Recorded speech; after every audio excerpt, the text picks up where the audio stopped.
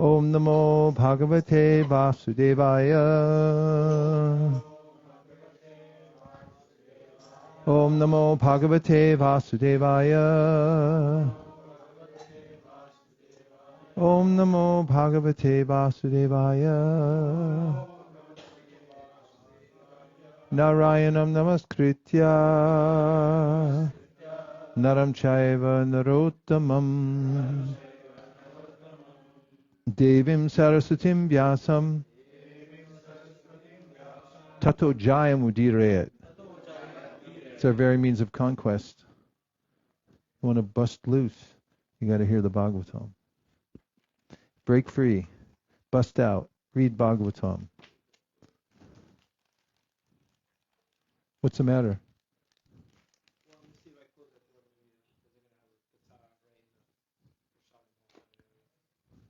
Right there?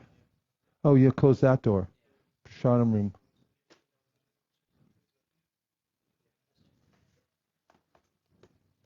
We got kata covered from every direction. You walk outside, you got kata. In here, you got kata.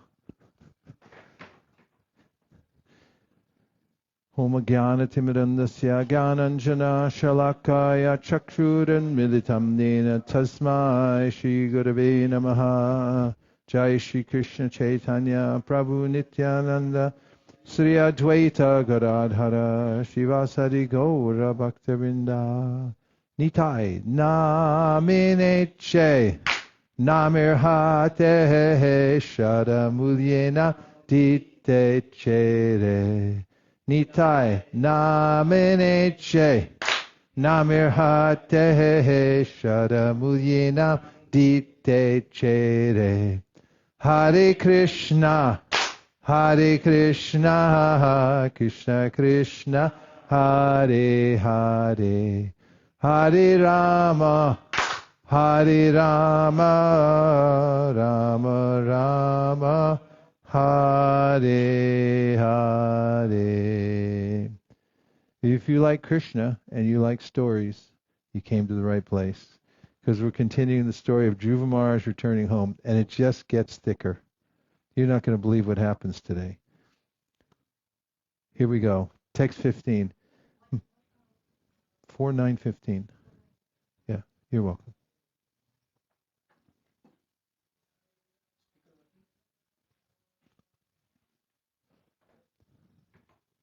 That's what the doors close? It doesn't close? Okay. All right. My Lord, by your unbroken transcendental glance, you are the supreme witness of all stages of intellectual activities. You are eternally liberated. Your existence is situated in pure goodness. You are existent in the Supersoul without change. You are the original personality of Godhead, full of six opulences, and you are eternally the master of the three modes of material nature. Thus you are always different from the ordinary living entities. As Lord Vishnu, you maintain all the affairs of the entire universe, and yet you stand aloof and are the enjoyer of the results of all sacrifices. Purport.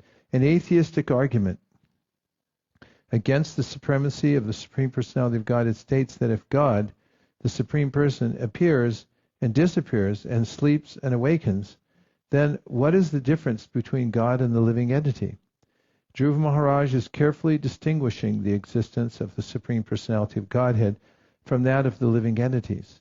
He points out the following differences.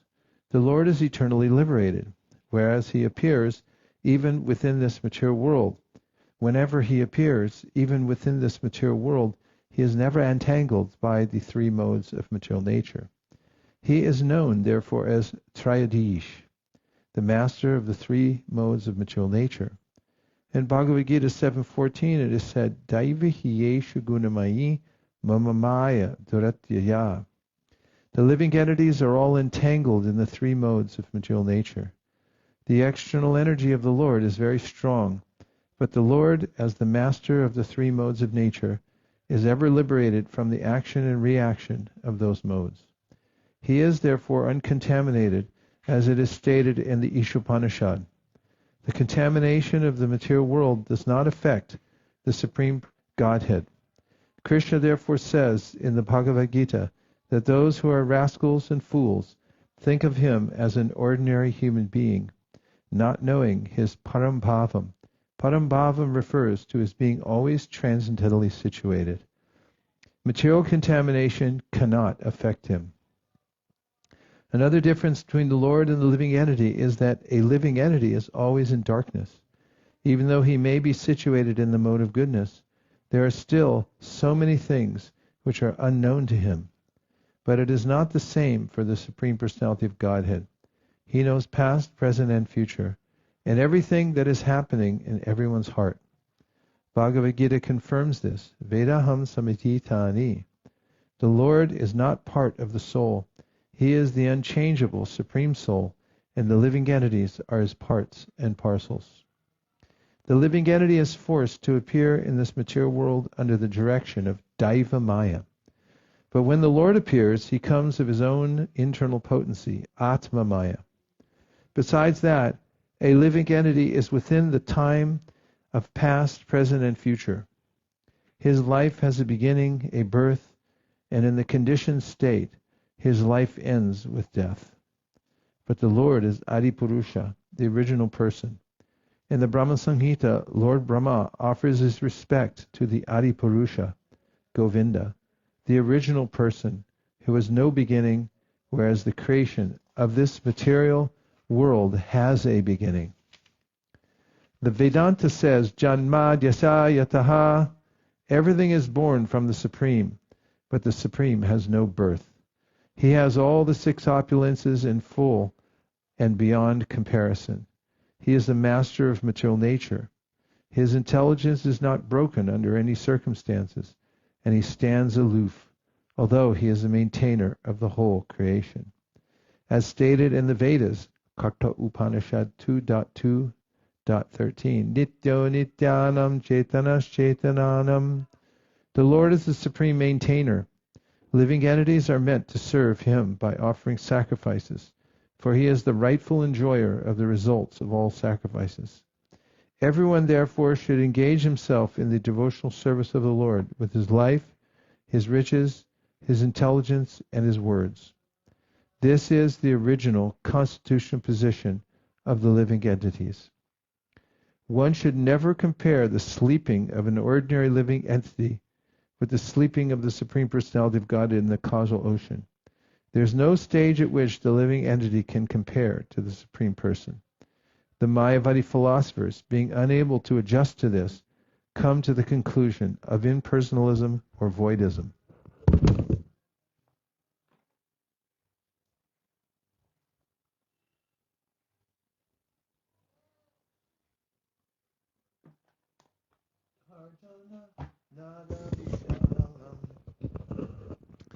(16) My dear Lord, in your impersonal manifestation of Brahman, there are always two opposing elements, knowledge and ignorance. Your multi-energies are continually manifest, but the impersonal Brahman, which is undivided, original, changeless, unlimited, and blissful, is the cause of the material manifestation. Because you are the same impersonal Brahman, I offer my respectful obeisances unto you. Would you like to hear the purport? Yes. In the Brahma Samhita it is said that the unlimited impersonal Brahman is the effulgence of the transcendental body of Govinda. Verse please. Yasya prabha prabhabato jagadanda koti koti shashesha vasudari vibhuti bhinam tad brahma nishkalam anantam ashesha bhutam govindamadi purusham tamaham bhajami. In that unlimited effulgent aura of the Supreme Personality of Godhead are the innumerable universes with innumerable planets and different categories. Although the Supreme Person is the original cause of all causes, verse, Ishvara Parama Krishna Sakchit Ananda Vigraha Anadiradir Govinda Sarva Karana Karanam, still his impersonal effulgence, known as Brahman, is the immediate cause of the material manifestation. Dhruva Mahārāja, therefore, offered his respectful obeisances unto the impersonal feature of the Lord. One who realizes this impersonal feature can enjoy the unchangeable Brahmananda described here as spiritual bliss. Srila Vishwanath Chakravarti Thakur describes that this impersonal feature of Brahman manifestation of the Supreme Lord is meant for persons who are essentially very advanced but still not able to understand the personal features or variegatedness of the spiritual world. Such devotees are known as Jnana Mishra Bhaktas, or devotees whose devotional service is mixed with empiric knowledge. Because the impersonal Brahman realization is a partial understanding of the absolute truth, Dhruva Mahārāja offers his respectful obeisances. It is said that this impersonal Brahman is the distant realization of the absolute truth. Although apparently Brahman seems to be devoid of energy, factually it has different energies working under the headings of knowledge and ignorance. On account of these different energies, there is continually a manifestation of vidya and avidya. Vidya and avidya are very nicely described in Sri Upanishad.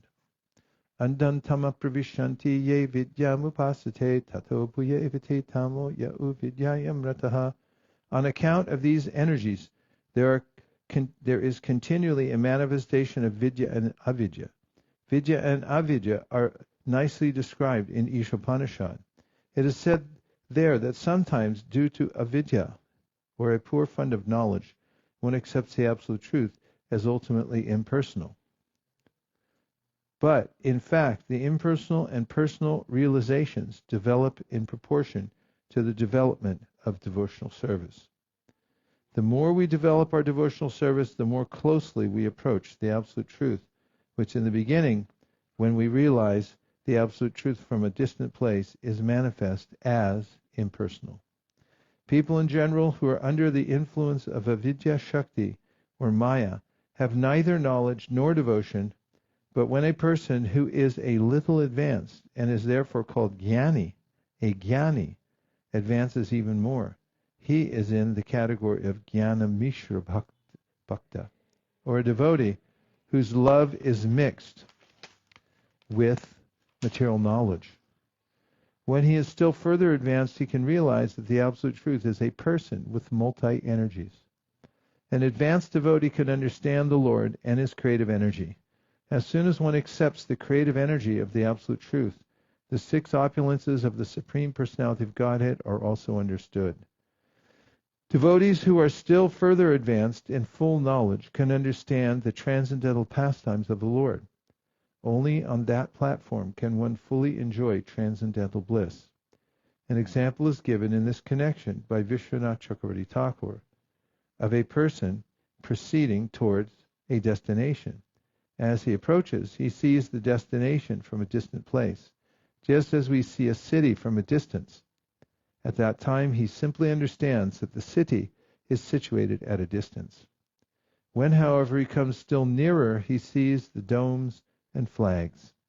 But as soon as he enters the city, he sees various paths, gardens, lakes, and marketplaces with shops and persons buying. He sees varieties of cinema houses, and he sees dancing and jubilation. When a person actually enters the city and personally sees the activities of the city, he becomes satisfied. Satyashisho hi bhagavam stava pada padmam ashishtanun ashishtatanu bhajata purushartha murte apyevam arya bhagavan paripati dinam vashreva vatsakam anugraha kataro sman. Anugrahaya kataro sman. Anugrahaya means to bestow mercy. Katara, eager. The Lord's always eager to bestow his mercy. It's good to know, right? Yes. Pretty good.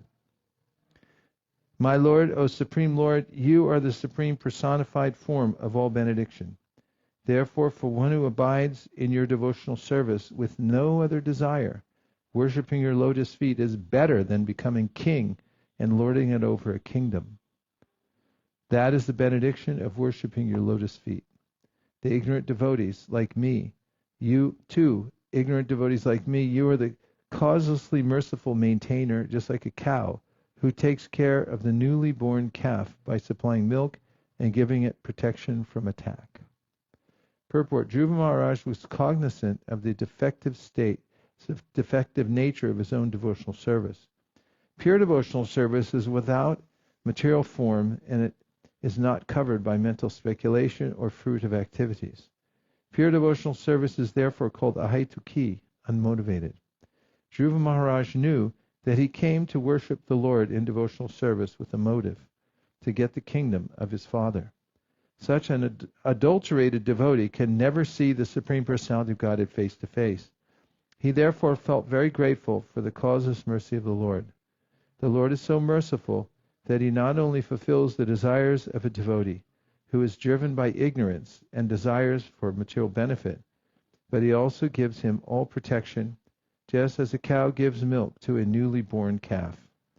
In the Bhagavad Gita it is said that the Lord gives intelligence to the constantly engaged devotee so that he may gradually approach the Lord without difficulty. A devotee must be very sincere in his devotional service. Then, although there may be many things wrong on the devotee's part, Krishna will guide him and gradually elevate him to the highest position of devotional service. Do you find that encouraging? Yes. Me too. The Lord is addressed herein by Dhruva Mahārāja as Purushartha Murti. As what? The ultimate goal of life. Generally,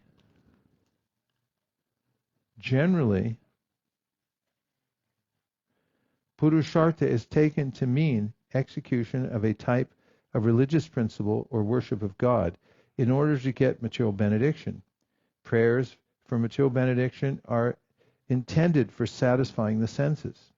And when one is frustrated and cannot fully satisfy the senses, in spite of all endeavor, he desires liberation or freedom from material existence.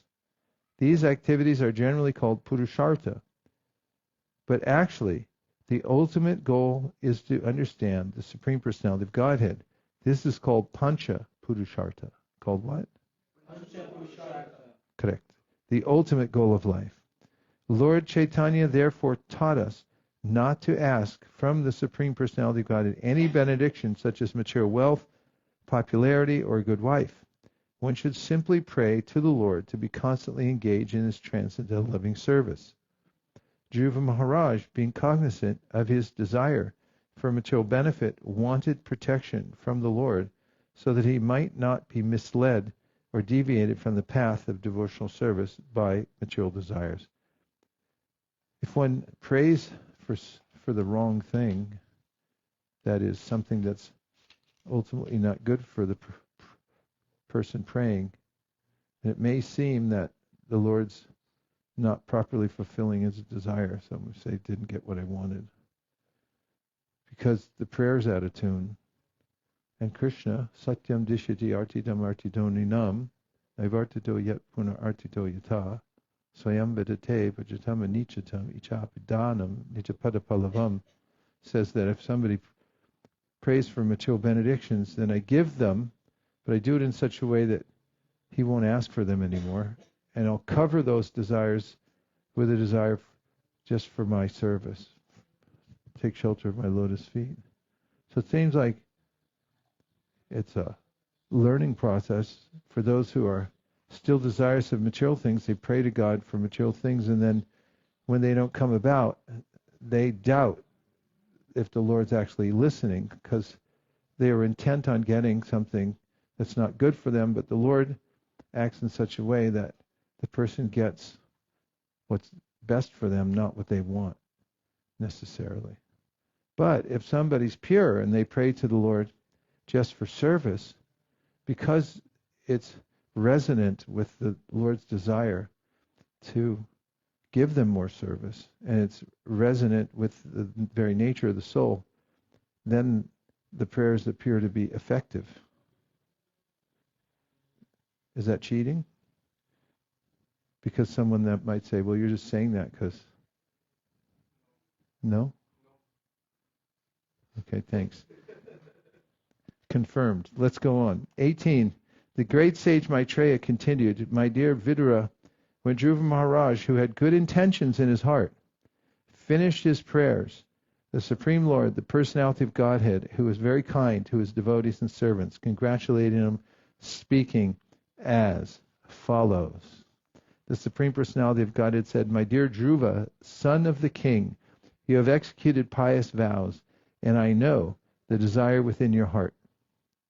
Although your desire is very ambitious and very difficult to fulfill, still I shall favor you with its fulfillment. All good fortune unto you. Purport. The Lord is so merciful to his devotee that he immediately said to Dhruva Mahārāja, let there be all good fortune to you, for you. The fact is that Dhruva Mahārāja was very much afraid in his mind, for he had aspired after material benefit in discharging his devotional service, and this was hampering him from reaching the stage of love of God. In the Bhagavad-gītā 2:44 it is said, Bhogaishvarya prasaktanam. Those who are addicted to material pleasure cannot be attracted to devotional service. It was true that at heart Dhruva Mahārāja wanted a kingdom that would be far better than Brahmaloka. This was a natural desire for a Kshatriya. He was also only 5 years old, and in his childish way he desired to have a kingdom far greater than his father's, grandfather's, or great-grandfather's. His father, Uttanapada, was the son of Manu, and Manu was the son of Lord Brahma. Dhruva wanted to excel all these great family members. The Lord, however, knew Dhruva Mahārāja's childish ambition, but at the same time, how was it possible to offer him a position more exalted than Lord Brahma's? The Lord assured Dhruva Mahārāja that he would not be bereft of his love. The Lord assured Dhruva Mahārāja that he would not be bereft of his love. He encouraged Dhruva not to be worried that he childishly had material desires and at the same time had the pure aspiration to be a great devotee. Generally, the Lord does not award a pure devotee material opulence, even though he may desire it. But Dhruva Mahārāja's case was different. The Lord knew that he was such a great devotee that in spite of having material opulence, he would never be deviated from love of God. This example illustrates that a highly qualified devotee can have the facility of material enjoyment and at the same time execute love of God. This, however, is a special case for Dhruva Mahārāja. Text number 20 and 21. The Supreme Personality of Godhead continued, my dear Dhruva, I shall award you the glowing planet known as the pole star, which will continue to stay even after the dissolution at the end of the millennium. No one has ever ruled over this planet, which is surrounded by all the solar system's planets and stars. All the luminaries in the sky circumambulate this planet, just as bulls go around a central pole for the purpose of crushing grains. Keeping it to their right, all the stars inhabited by the great sages like Dharma, Agni, Kashyapa, and Shukra circumambulate this planet, which continues to exist even after the dissolution of all others. Purport. Although the pole star existed before its occupation by Dhruva Mahārāja, there was no predominating deity. Dhruvaloka, our pole star, is the center for all other stars and solar systems. For all of them circle around Dhruvaloka, just as a bull crushes grains by walking around and around a central pole. Dhruva Mahārāja wanted the best of all planets, and although it was a childish prayer, the Lord satisfied his demand. A small child may demand something from his father, which his father has never given to anyone else. Yet out of affection, the father offers it to the child. Similarly, this unique planet, Dhruvaloka, was offered to Maharaj Dhruva. The specific significance of this planet is that until the entire universe is annihilated, this planet will remain, even during the devastation which takes place during the night of Lord Brahma. There are two kinds of dissolutions. one during the night of Lord Brahma and one at the end of Lord Brahma's life. At the end of Brahma's life, selected personalities go back home, back to Godhead. Dhruva Mahārāja is one of them. The Lord assured Dhruva that he would exist beyond the partial dissolution of this universe. Thus, at the end of the complete dissolution, beyond the, how did that happen? The Lord assured Dhruva Mahārāja that he would exist beyond the partial dissolution of this universe. Thus, at the end of the complete dissolution, Dhruva Mahārāja would go directly to Vaikuntha Loka, to a spiritual planet in the spiritual sky. Śrīla Vishwanath Chakravarti Thakur comments in this connection that Dhruva Loka is one of the lokas like Shwetadweep, Mathura, and Dwarka. They are all eternal places in the kingdom of Godhead, which is described in the Bhagavad Gita, Tad Dhamma Paramam. And in the Vedas, Om Tad Vishnu Paramam Param Sada Pashanti Surayaha. The words Parastat Kalpa Vasinam, transcendental to the planets inhabited after dissolution, refer to the Vaikuntha planets. In other words, Dhruva Mahārāja's promotion to the Vaikuntha Lokas was guaranteed by the Supreme Personality of Godhead. After your father goes to the forest and awards you the rule of his kingdom, you will rule the entire world continually for 36,000 years, and all your senses will continue to be as strong as they are now. You will never become old. Purport. In the Satyuga, people generally live for 100,000 years. Dhruva Mahārāja's ruling the world for 36,000 years was quite possible in those days. Now I'll take a few reflections or questions. 1, 2. 1. Thank you, Guru Maharaj. So I have a question. When Dhruva Maharaj left this world after ruling 36,000 years, Vishnudutas came and they took him. So they took him to Vaikuntha or to the pole star? Took him to Vaikuntha. Well, what it says here, after the complete dissolution. Oh, that comes a little later. Let's check and see what happened. There's, obviously, after the dissolution of the whole universe goes back to Godhead, so that hasn't happened when they come together, so it's to the pole star. The pole star, okay. Yeah, I'll just double down and check as soon as you get there, because I have the commentary of the Śrīla Prabhupāda right here. And we'll yes? You need the mic. We can't hear you because you don't have your mic. Oh, that's horrible. I'm trying to save energy.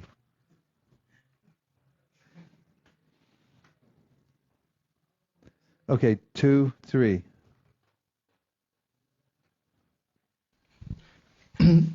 Sorry. If you find the section where they pick them up, they swing by and pick them up. I have a picture of it here. Somebody had an iPhone 14. Actually, it was an iPhone 8 back then, but it's on. Should be on page 527. Check 527. You want to see the picture? Sure. From an iPhone 8.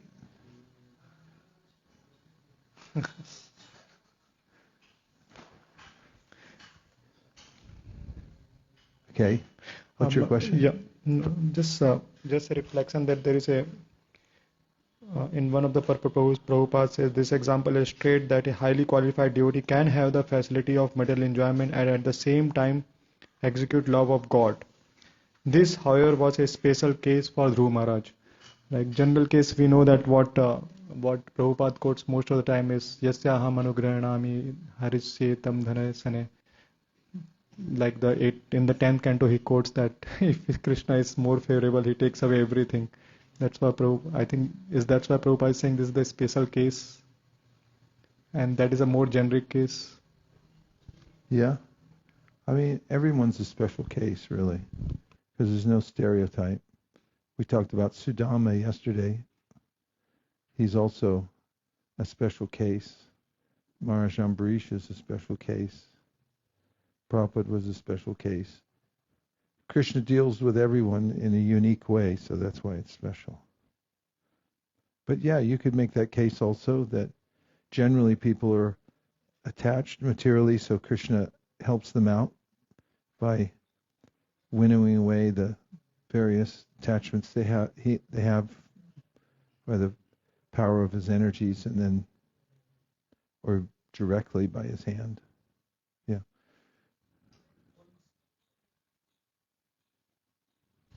Almost identical, sorry, the same question, but I was just thinking, is this because material energy, if somebody is not pure or not special category, then he could get lost in that one? That's probably the reason Lord will not award, the material opulence. Is that the right understanding?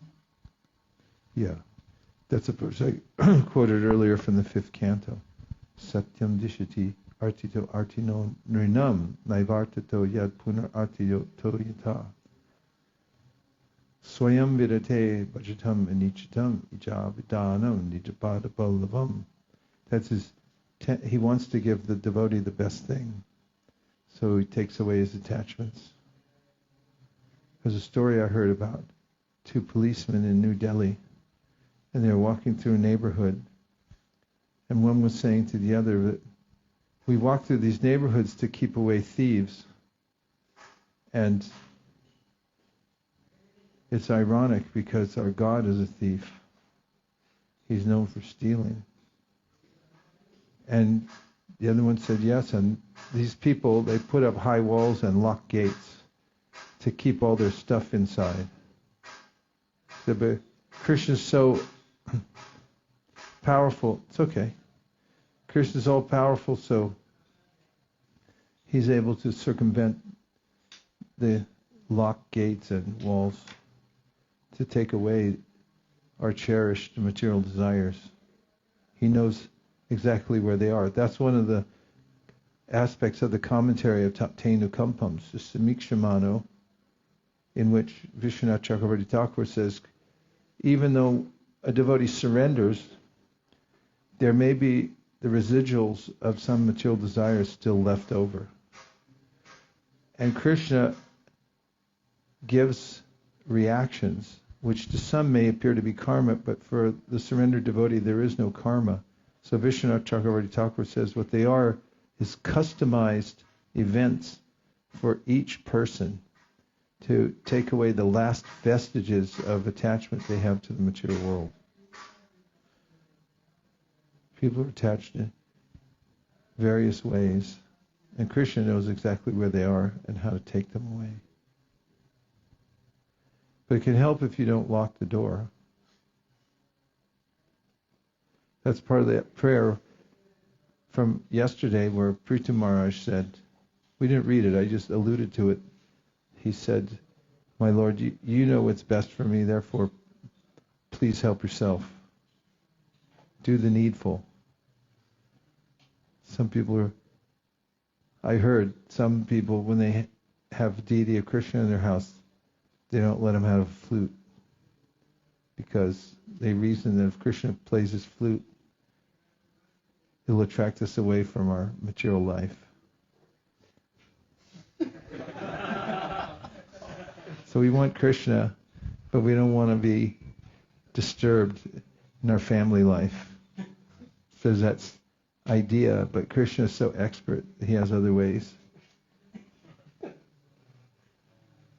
Is there any other points from the outside people's party? We got inside people's party. Okay, you're next. And online, we have online. I get to guess who it is.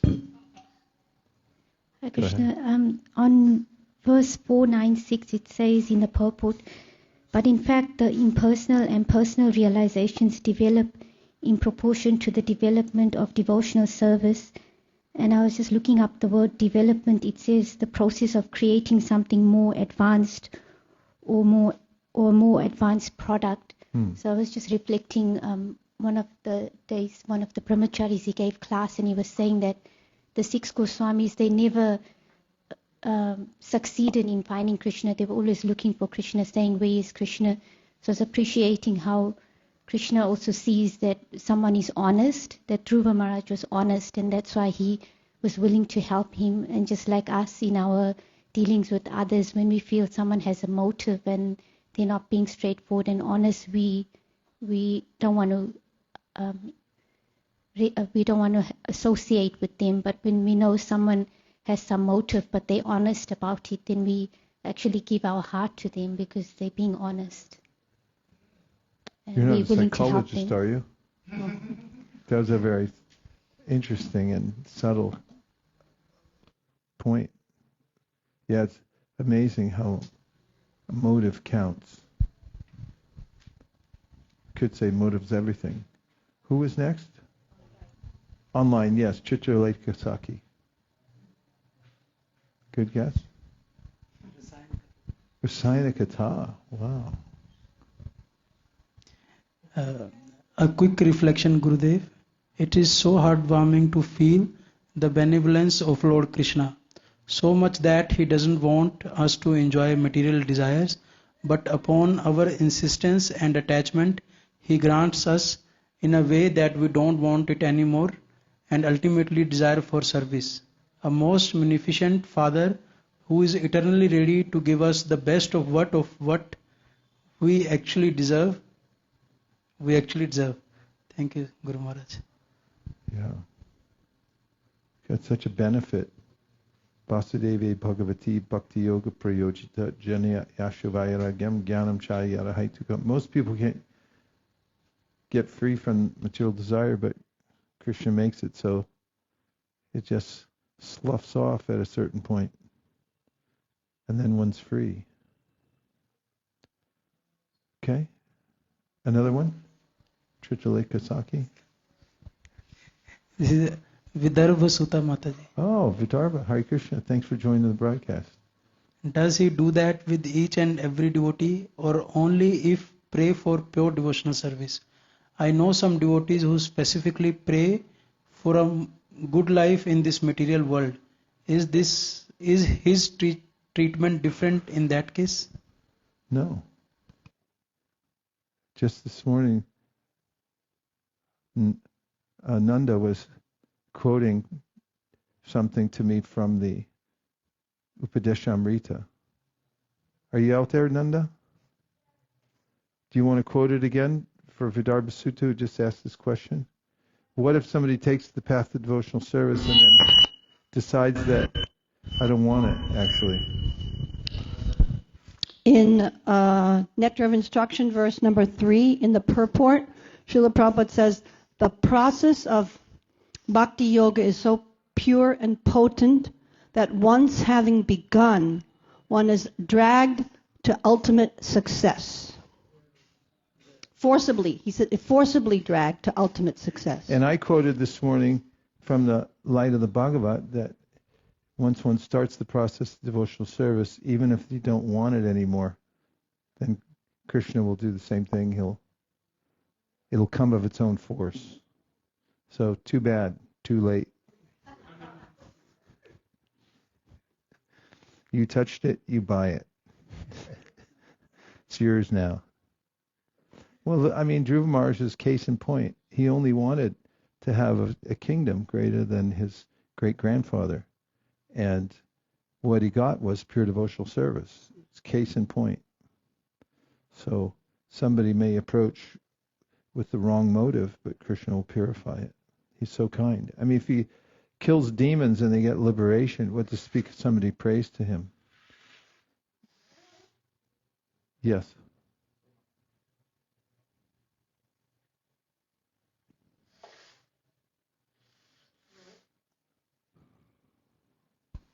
And to that point, I was just thinking how merciful Krishna is, that the slightest little thing can be the beginning of our devotional service.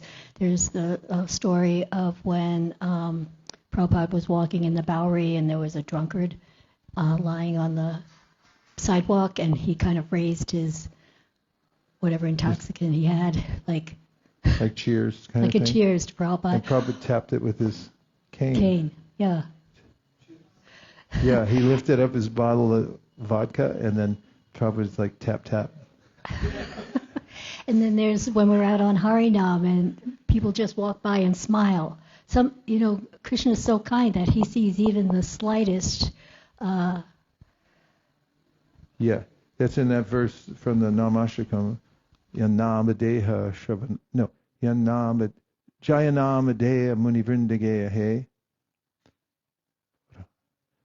Jayanamadeha Munivrindageya He. Janaranjanaya Panamakshaраkrite Tomadada Pi Managurdirita Niki Logratapa Patalimba Lumpasi. Where he says that even if somebody accidentally or out of derision says Hare Krishna, get out of here, then Krishna,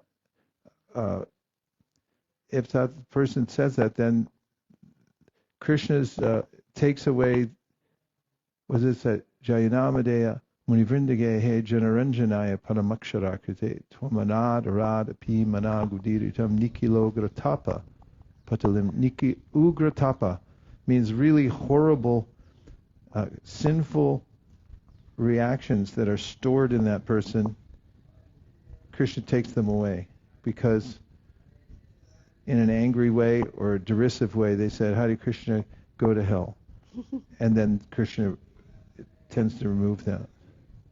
Nanda. Then there's also another verse in the 3rd canto, 2nd chapter, 23rd verse. It's Uddhava glorifying Krishna. He says, Aho bhakyam stanakalakutam jikam sayapadya yad apya sadvi lebhe gatim datrititam tatonyam kamva dayalum sharanam vrajema. How shall I take shelter of one more merciful than he who granted the position of mother to the she-demon Putana, although she was unfaithful and she prepared deadly poison to be sucked from her breast? So that was Putana's motivation, was to kill Krishna. And still because she dressed up as a loving mother and offered her breast, Krishna delivered her also. Hare Krishna. 10th canto, 14th chapter, Brahma says, you gave so much mercy to Putana. Do you have anything left for the residents of Vrindavan? Nice one, Nanda. The hits just keep on coming from the outside people's party. Can I enter as evidence a few verses from the Chaitanya Charitamrita? Okay. This is from Madhya Lila, chapter 22, the process of devotional service. And I'll just read the English translations. This is verses 38 through 41. It says, Krishna says, if one engages in my transcendental loving service but at the same time wants the opulence of material enjoyment, he is very, very foolish. Indeed, he is just like a person who gives up ambrosia to drink poison. Since I am very intelligent, why should I give this fool material prosperity? Instead, I should induce him to take the nectar of the shelter of my lotus feet and make him forget illusory material enjoyment. Whenever Krishna is requested to fulfill one's desire, he undoubtedly does so, but he does not award anything which, after being enjoyed, will cause one to petition him again and again to fulfill further desires. When one has other desires but engages in the Lord's service, Krishna forcibly gives one shelter at his lotus feet, where one will forget all other desires. When someone engages in Lord Krishna's devotional service for the satisfaction of the senses, and instead acquires a taste for serving Krishna, he gives up his material desires and willingly offers himself as an eternal servant of Krishna. 22 what? 22, Madhya Lila, chapter 22, verses 38 through 41. Okay. There you have it. We're continuing. Did you find it? So he was in Badrika Ashram, and then Vishnu Dutas came, and they said, they are talking about how it is very difficult to be in Vishnu Loka, and you are going to Vishnu Loka. And then at the end, Maitreya says that, the planet of Dhruva is where all the solar systems are still like surrounding it. So it looks like that is the place where Lord Vishnu lives also, the pole star, something like that. But I need to read more. So non-different from Vishnu Loka. Yes. Okay. What's the number of the verse? It is 1 sec. Sorry. 586. So this is 4:12:39 where 4:12:39. Where Maitreya says, "My dear Vidura, descendant of Guru, as a herd of bulls circumambulates a central pole, on their right side, all the luminaries within the universe sky unceasingly circumambulate the abode of Dhruva Mahārāja with great force and speed." And before that, Vishnu Dutas are saying about how Vishnu Dutas are saying Dhruva Mahārāja thus surpassed the 7 planetary system of the great sages who are known as Sapta Rishis. Beyond that region, he achieved the transcendental situation of permanent life in the planet where Lord Vishnu lives. Actually, this is not Vishnu Dutas, but this is the verse 35. And then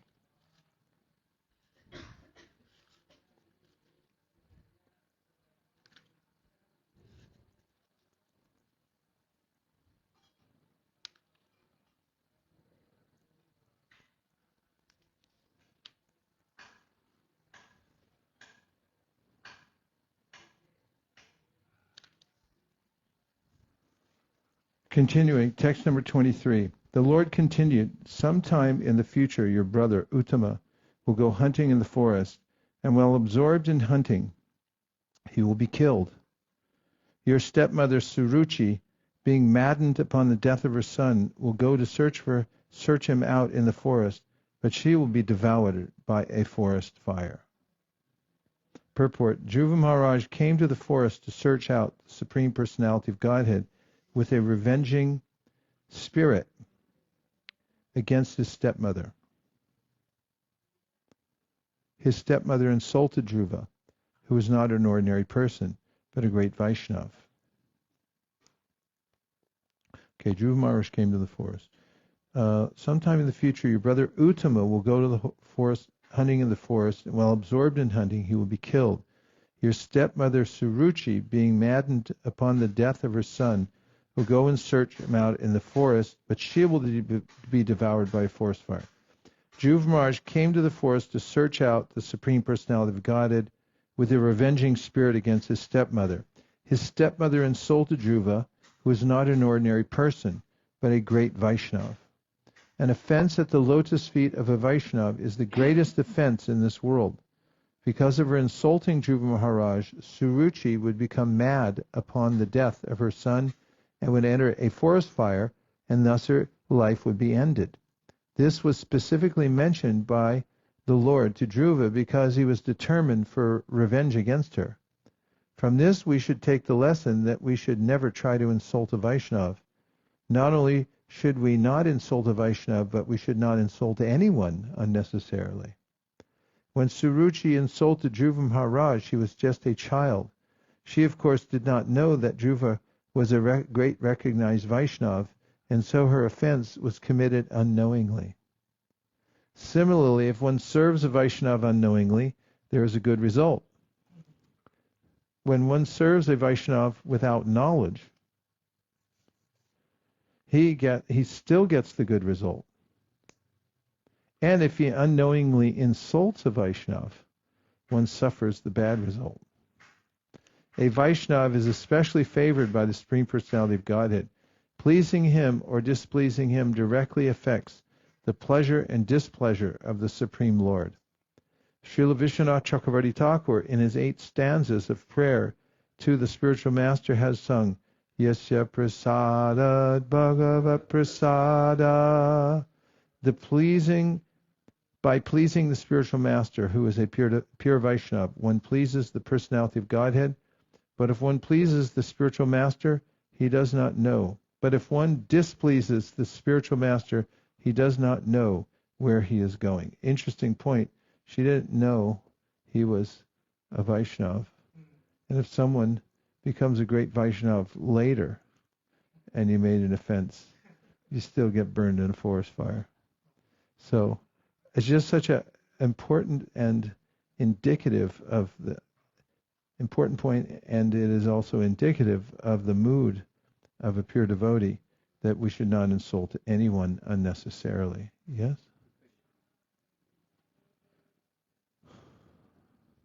Sorry, Guru Maharaj. Question about Kamsa. He harassed like Vasudeva and Devaki. Then how he became Krishna conscious, and he went back. Though he offended, and he was like so cruel that he. Well, everything. in the Laghu Bhagavatamrita, it's explained that those who are killed by Krishna get special benediction, even more than those that are killed by Krishna's expansions.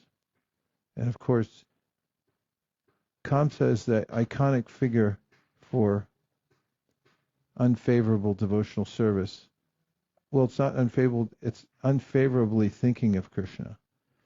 And regardless of the fact it was unfavorably, still he was thinking of Krishna. So he got purified from that, but then he's also personally killed by Krishna, so he got that benefit also. Text 24, yes.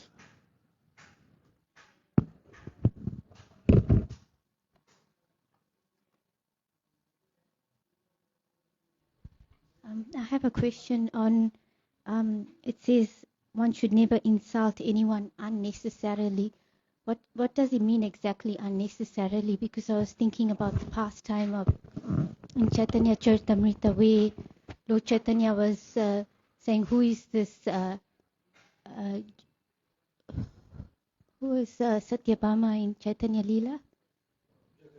Yeah, he said, who is this Jaga? Because he was instructing, I think, Sanatan Goswami, or someone, he was instructing them. And also another pastime when Prabhupada was saying, who is this Tamal Krishna, when he was saying in this world there's a small country, and that's America, and in that country there's a city, and there is Tamal Krishna. So it's kind of like an indirectly slight, a slight on him. So what does it mean? Is it when it's for service, then it's okay? Well, when it's coming from one's spiritual master, well, first of all, Jagadananda, the relationship Jagadananda had with Chaitanya Mahaprabhu was more like a lover's quarrel.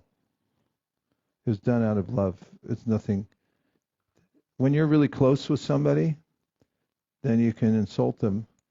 It's funny, my closest friends, if I insult them, they think it's hilarious. We break out laughing and we can't stop, and then he'll insult me back, and then it's back and forth. And sometimes even husband and wife does that. It's like, haha, you're this, you're that. Yeah, well, you're that too. And so that's the mood. It's not slighting anybody. And as far as Prabhupada goes with his disciples, the disciple hopes for some kind of attention like that. When Kamalakanta Vishwas had received somehow or other a letter about Advaita Acharya's having a debt, Mahaprabhu said, who is this Kamalakanta Vishwas? How can you say that Advaita Acharya, he's Mahavishnu, source of all opulence in the material world, how can you say he has a debt? He said, this person is a low-class person, a Boliya. He said, tell him not to come here anymore. When Advaita Acharya found out, he said to Mahaprabhu, why do you like him? You don't like me. He said, you chastise him, but you never chastise me. That's why he invented a way from his own home in Shantipur. He gave a class on the internet. It was on the internet, and he said, Gyan is better than bhakti. And Mahaprabhu heard about it, and he came rushing there and beat him. And then Advaita Acharya started dancing. He said, aha, I got you. Because he wouldn't chastise him. He'd always treat him as his spiritual master. So those are different meaning. It's not an insult. Insulting people unnecessarily means we become due to our false ego, we become emotional, and then we'll say or do things that demean people or nasty.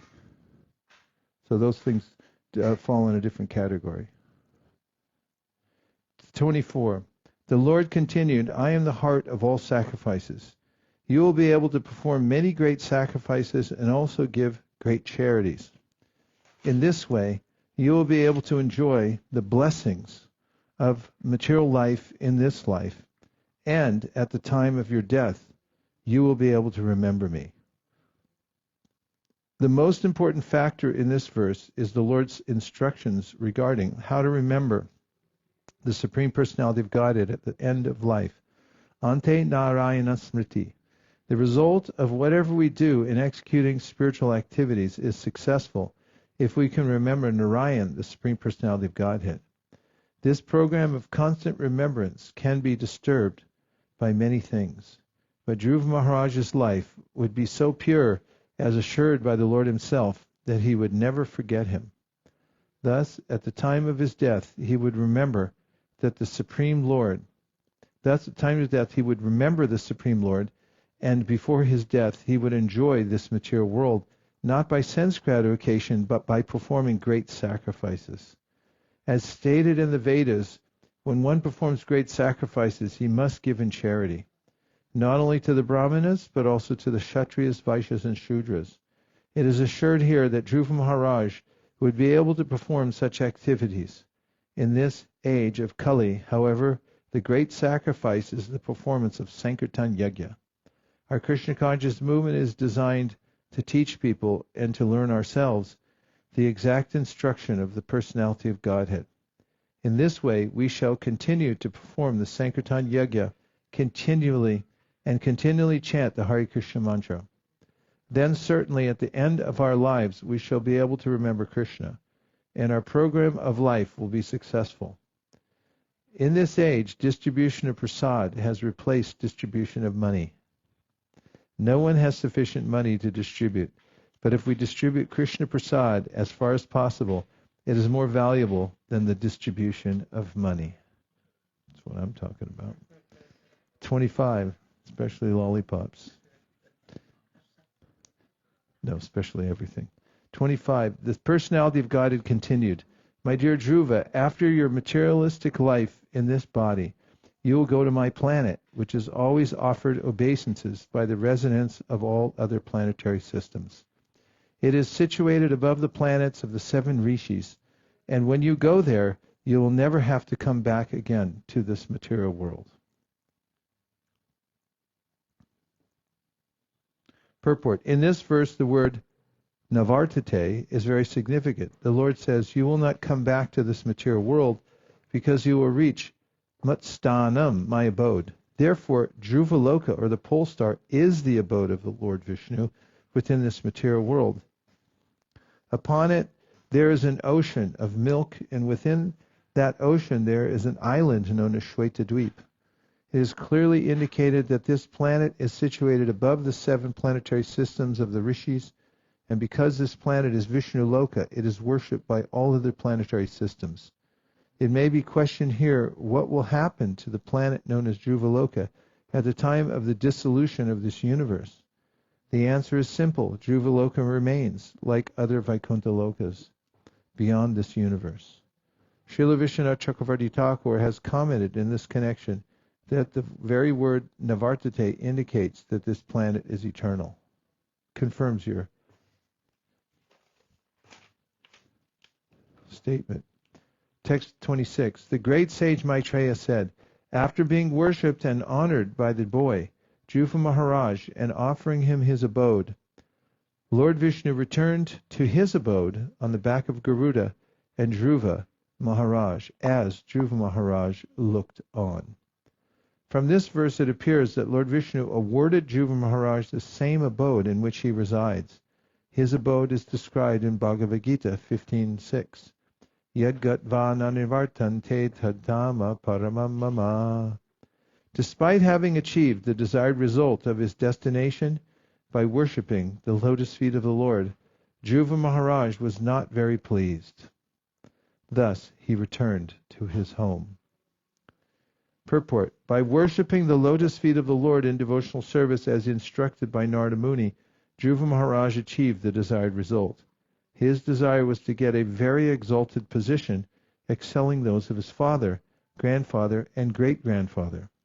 And although it was a somewhat childish determination, because Dhruva Mahārāja was nothing but a small child, still Lord Vishnu, the Supreme Personality of Godhead, is so kind and merciful that he fulfilled his desire. Dhruva Mahārāja wanted a residence more exalted than any ever occupied by anyone else in his family. Therefore he was offered the planet in which the Lord personally resides, and his determination was completely satisfied. Still, when Dhruva Mahārāja returned home, he was not very much pleased, because although in pure devotional service there is no demand from the Lord, because of his childish nature he had demanded something. And although the Lord also fulfilled his desire, he was not at all pleased. Rather, he was ashamed that he had demanded something from the Lord, for he should not have done this. 28. Sri Vidura inquired, My dear Brahmana, the abode of the Lord is very difficult to attain. It can be attained only by pure devotional service, which alone pleases the most affectionate, merciful Lord. Dhruva Mahārāja achieved this position even in one life, and he was very wise and conscientious. Why then was he not very pleased? Purport. Saint Vidura, everyone okay? Yes. Saint Vidura's inquiry is very relevant. Everyone okay outside? Okay. The word artavit, which refers to one who knows how to discriminate between reality and unreality, is very significant in this connection. An artavit is also called Paramahamsa. A Paramahamsa accepts only the active principle of everything, just as a swan accepts only the milk from a mixture of milk and water. A Paramahamsa accepts only the Supreme Personality of Godhead as his life and soul, neglecting all external material things. Dhruva Mahārāja was in this category, and due to his determination, he achieved the result he desired. But still, when he returned home, he was not very pleased. Maitreya answered, Dhruva Mahārāja's heart, which was pierced by the arrow of the harsh words of his stepmother, was greatly aggrieved, and thus, when he fixed upon his goal of life, he did not forget her misbehavior. He did not demand actual liberation from this material world, but at the end of his devotional service, when the Supreme Personality of Godhead appeared before him, he was simply ashamed of the material demands he had in his mind. Purport. This important verse has been discussed by many stalwart commentators. Why was Dhruva Mahārāja not very pleased, even after achieving the goal he had desired? People should tune in from all over India right now. Pakistan, India, China, they should all be leaning in right now. See if they're on there. A pure devotee is always free from any kind of material desires. In the material world, one's material desires are almost demoniac. One thinks of others as one's enemies. One thinks of revenge against one's enemies. One aspires to become the topmost leader or topmost person in this material world, and thus one competes with all others, etc.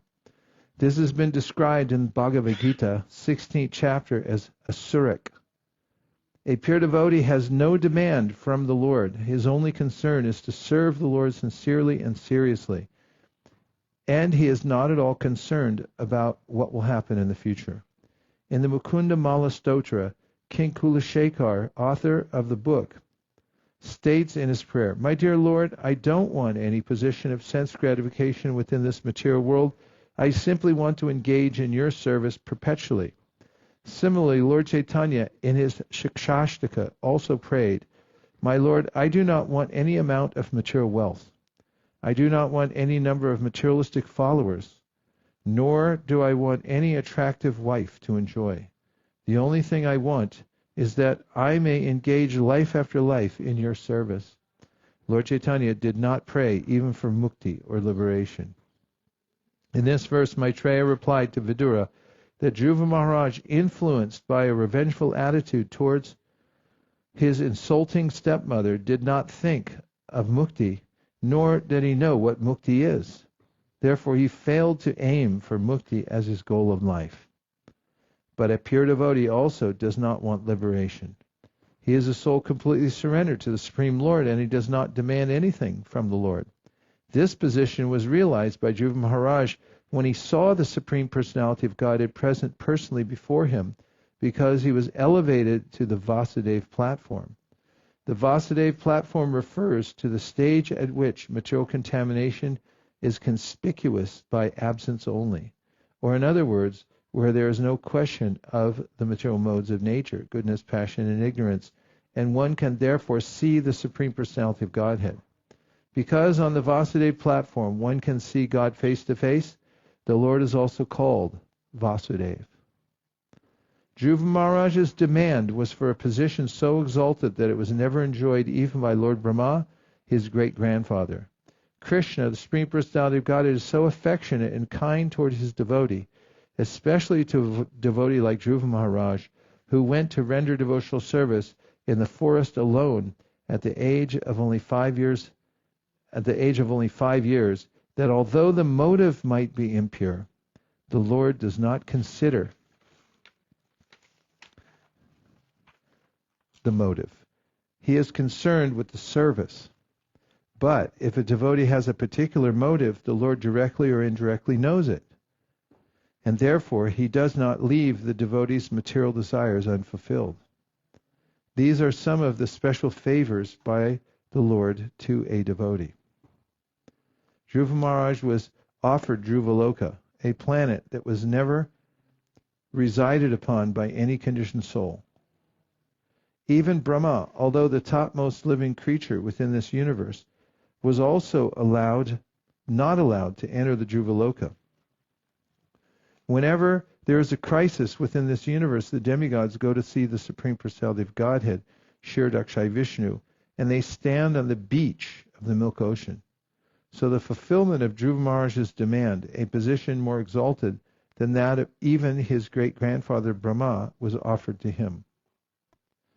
What? Why are you smiling? Okay. Here in this verse, the Lord is described as Muktipati, which means one under whose lotus feet there are all kinds of mukti. There are 5 kinds of mukti: Sayuja, Sarupya, Salokya, Samipya, and Sharshti. Out of these 5 muktis, which can be achieved by any person engaged in devotional service to the Lord, the one which is known as Sayuja is generally demanded by Mayavadi philosophers. They demand to become one with the impersonal Brahman effulgence of the Lord. In the opinion of many scholars, this Sayuja Mukti, although counted among the 5 kinds of Mukti, is not actually Mukti, because from Sayuja Mukti one may again fall down to this material world. This information we have from Srimad Bhagavatam, wherein it is said, Patantyada, which means they again fall down. The monist philosopher, after executing severe austerity, merges into the impersonal effulgence of the Lord. But the living entity always wants reciprocation in loving affairs. Therefore, although the monist philosopher is elevated to the status of being one with the effulgence of the Lord, because there is no facility for associating with the Lord and rendering service unto him, he again falls down into this material world, and his service propensity is satisfied by material welfare activities like humanitarianism, altruism, and philanthropy. Which reminds me that a lot of times pious, wealthy people, they always think of doing some philanthropy because they don't have the capacity to understand transcendental welfare activities. Somebody has to have developed some transcendental vision to see that. Otherwise, it's the first thing that people's mind goes to. Let's feed the poor or something like that, or build hospitals, isn't it? It's frustrating because you're thinking like, look, you got a few billion. Why don't you just hand over half of it? We'll keep the marathon going here for a few more months. And, they're thinking, let's do something really beneficial, like feed poor people. And Srila Bhaktisiddhanta said in such activities, they inevitably end up killing poor animals to feed people, and they compound their sinful reactions. There are many instances of such fall downs, even for great sannyasis in the Mayavad school. Therefore, Vaishnava philosophers do not accept Sayuja Mukti to be within the category of Mukti. According to them, Mukti means transferal to the loving service of the Lord from one's position of serving Maya. Lord Chaitanya also says in this connection that the constitutional position of a living entity is to render service to the Lord. That is real mukti. When one is situated in his original position, giving up artificial positions, he is called mukta, or liberated. In the Bhagavad Gita, this is confirmed. Anyone who engages in rendering transcendental loving service to the Lord is considered to be mukta, or brahmabhuta. It is said in Bhagavad Gita that a devotee is considered to be on the brahmabhuta platform when he has no material contamination. In the Padma Purana, this is also confirmed. Mukti means engagement in the service of the Lord. The great sage Maitreya explained that Dhruva Mahārāja did not desire in the beginning to engage in the service of the Lord, but he wanted an exalted position better than his great-grandfathers. This is more or less not service to the Lord, but service to the senses. Even if one gets the position of Brahma, the most exalted position in this material world, he is a conditioned soul. Śrīla Prabhupāda Saraswati says that if one is elevated to real pure devotional service, he considers even great demigods like Brahma and Indra to be on an equal level with an insignificant insect. The reason is that an insignificant insect has a desire for sense gratification, and even a great personality like Lord Brahma also wants to dominate this material nature. Sense gratification means domination over material nature. The whole competition between conditioned souls is based upon domination of this material nature. What's it based on? Modern scientists are proud of their knowledge. Who's proud of their knowledge? Because they are discovering new methods to dominate the laws of material nature. What are they doing? They think that this is the advancement of human civilization. The more they can dominate the material laws, the more advanced they think they are. Dhruva Mahārāja's propensity in the beginning was like that. He wanted to dominate this material world in a greater position than Lord Brahma. Therefore, elsewhere it is described that after the appearance of the Lord, when Dhruva Mahārāja thought and compared his determination to his final reward, he realized that he had wanted a few particles of broken glass, but instead had received many diamonds. As soon as he saw the Supreme Personality of Godhead face to face, he immediately became conscious of the unimportance of his demand from the Lord to have an exalted position better than Lord Brahma's. When Dhruva Mahārāja became situated on the Vasudeva platform, due to seeing the Lord face to face, all his material contamination was cleared. Thus he became, does anybody else, go outside, see if anybody else wants to make some noise. Thus he became ashamed of what his demands were and what he had achieved. He was very much ashamed to think that although he had gone to Madhuvan, giving up the kingdom of his father, and he had gotten a spiritual master like Narada Muni, still he was thinking of revenge against his stepmother and wanted to occupy an exalted post within this material world. These were the causes for his moroseness, even after he received all the desired benedictions from the Lord. When Dhruva Mahārāja factually saw the Supreme Personality of Godhead, there was no question of a revengeful attitude toward his stepmother, nor any aspiration to lord it over the material world. But the Supreme Personality of Godhead is so kind that he knew that Dhruva Mahārāja wanted these. Speaking before Dhruva Mahārāja, he used the word Vedaham because when Dhruva Mahārāja demanded material benefits, the Lord was present within his heart and so knew everything. The Lord always knows everything that a man is thinking. This is confirmed in Bhagavad Gita also. Vedaham samati tani. The Lord fulfilled all Dhruva Mahārāja's desires. His revengeful attitude toward his stepmother and stepbrother was satisfied. He wanted a more exalted position than his great-grandfather. That was also fulfilled. And at the same time, his eternal position in Dhruva Loka was fixed. Although Dhruva Mahārāja's achievement of an eternal planet was not conceived by him, Krishna thought, what will Dhruva do with an exalted position within this material world? Therefore, he gave him the opportunity to rule this material world for 36,000 years with unchangeable senses, and the chance to perform many great sacrifices and thus become the most reputed king within this material world. And after finishing with all this material enjoyment, he would be promoted to the spiritual world, which includes Dhruva Loka. Greatest story ever told. Dhruva Mahārāja thought to himself, to endeavor to be situated in the shade of the lotus feet of the Lord is not an ordinary task, because even the great brahmacharis headed by Sanandana, who practiced the Ashtanga Yoga in trance, attained the shelter of the lotus feet of the Lord only after many, many births. Although within 6 months I achieved the same result, nevertheless, due to my thinking differently from the Lord, I fell down from my position. Purport. In this verse, Dhruva Mahārāja himself explains the cause of his moroseness. First, he laments that to see the Supreme Personality of Godhead directly is not easy.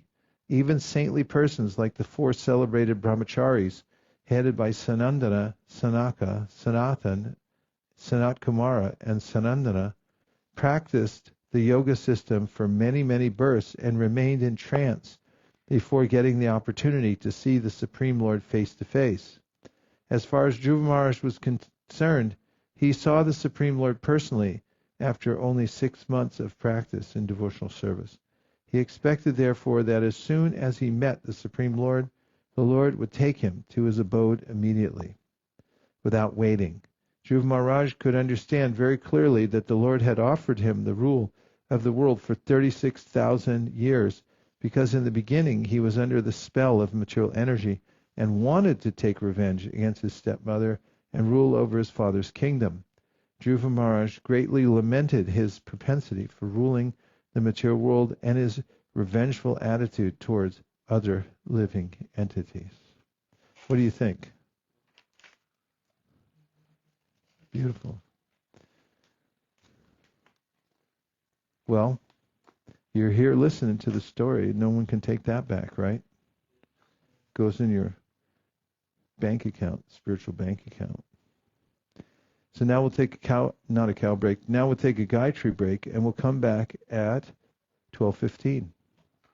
Gaur Premanande. Thanks everyone who joined us online. We'll see you in 15 minutes.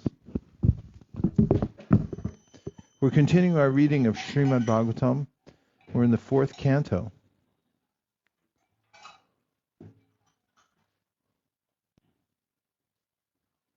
And it's in the matter of Dhruva Mahārāja returning back home, back to Godhead. We're taking up at 4:9:31. Starts with the word alas. Alas, just look at me. I am so unfortunate. I approached the lotus feet of the Supreme Personality of Godhead, who can immediately cut the chain of repetition of birth and death. But still, out of my foolishness, I prayed for things which are perishable.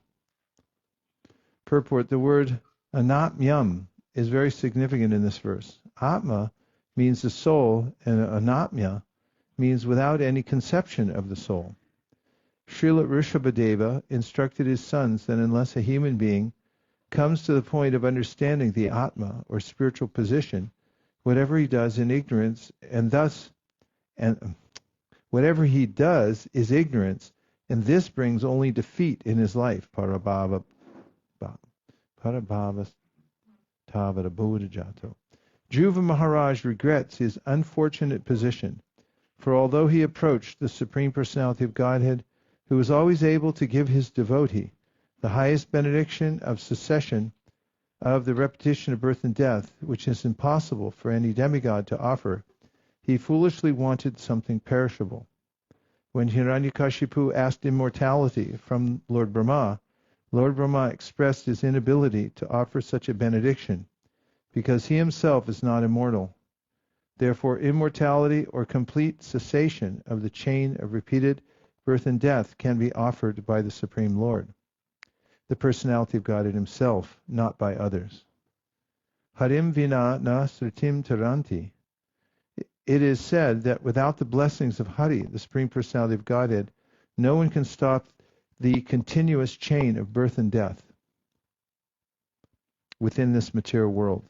Therefore, the Supreme is also known as Bhavachida.